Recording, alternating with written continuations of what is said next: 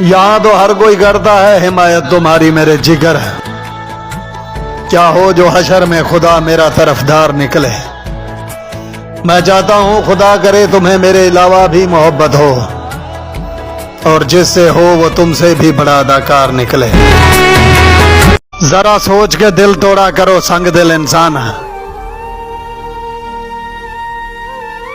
हर गुनाह की बख्शिश नहीं होती।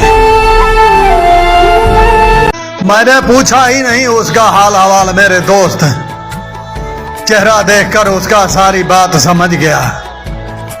बिछड़कर मुझसे कितनी बार मरा है वो, कैसे गुजरा हर दिन कैसे रात समझ गया। इमाम अली अलैहिस्सलाम फरमाते हैं कि छोड़ दो वो जगह जहां तुम्हारे एहसास और तुम्हारे अल्फाज की कदर ना हो, फिर चाहे वो किसी का घर हो या किसी का दिल है।